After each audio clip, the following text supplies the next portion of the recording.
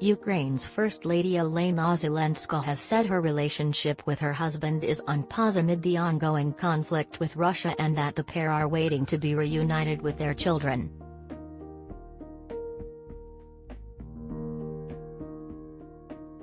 Zelenska revealed yesterday she is unable to see her husband, President Volodymyr Zelensky, for long periods and said it was not normal that their kids could only speak to their father on the phone.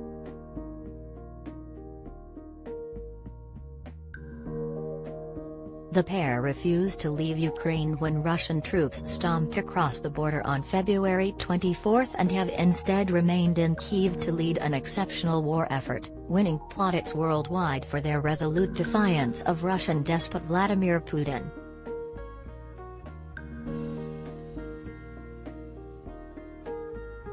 But it means they are only permitted to see each other intermittently for short periods to ensure security.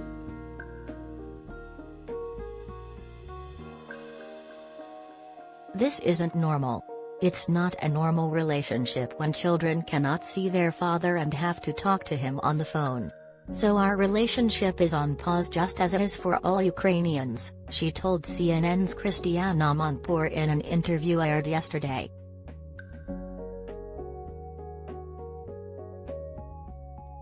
We are waiting to be reunited, to be together again, to spend evenings together, to talk to the children about their things.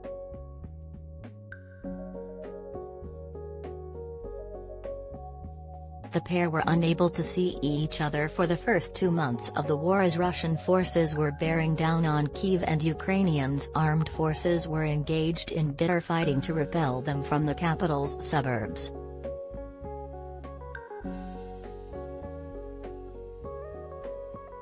The president remained in his office in Kyiv surrounded by his deputies and security advisors to lead the war effort, while Zelenska and their children Alexandra, 17, and Kirilo, 9, were whisked away to an unknown location.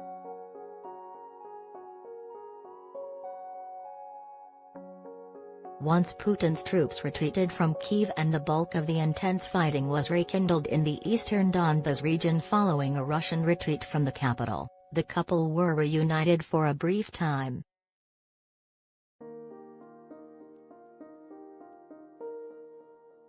They are still unable to see each other regularly, but at least I can physically feel him next to me, Zelenska told CNN.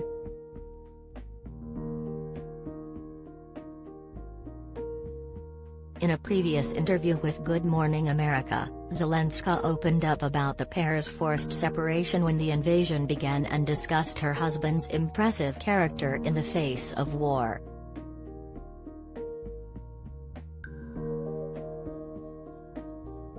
We say goodbye to each other the very first day.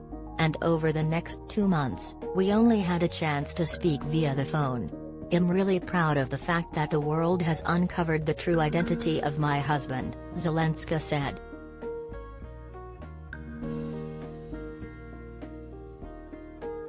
Zelenska, 44, added that while it was easier to explain to her 17-year-old daughter what is going on in the country, her 9-year-old son questioned where his father was.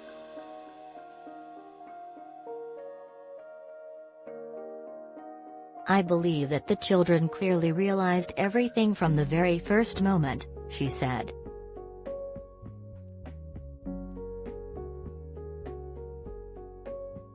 My son, well, he tried to keep himself brave enough and courageous.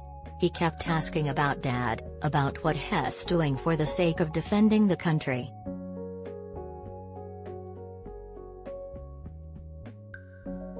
Ukraine's First Lady also said her son had taken to giving his father military advice.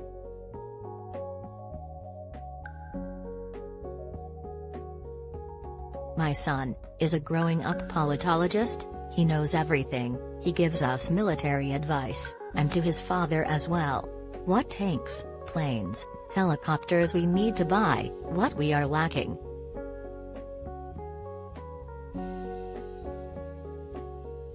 What countries help us badly, what countries help us well.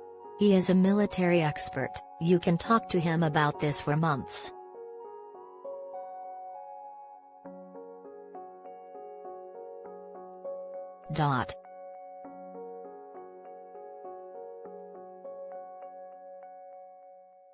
They grew up in the same town, Kryvyi Rih, but did not become acquainted until adulthood, when a mutual love of comedy led Zelenska to join Zelensky's television entertainment production company, Studio Kvartal 95, as a comedy writer.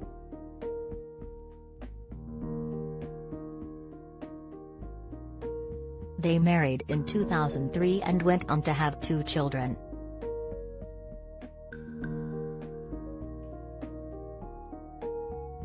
Ukraine is reeling this week from a fresh round of Russian missile attacks on civilian centers.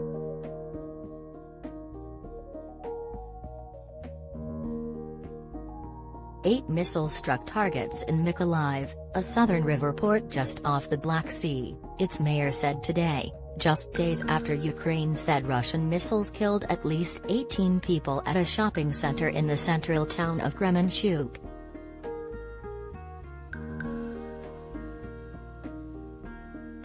More than 20 people are still missing as a result of the hit on the crowded retail destination and are thought to have died after being caught in the inferno which ensued or getting trapped under the rubble.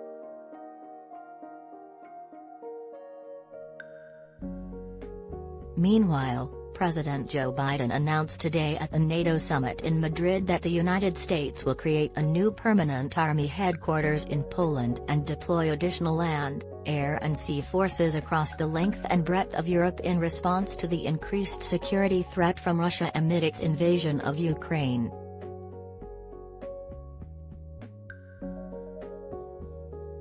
The International Security Alliance has formally invited Sweden and Finland to join it in one of the biggest shifts in European security in decades after Turkey lifted its veto.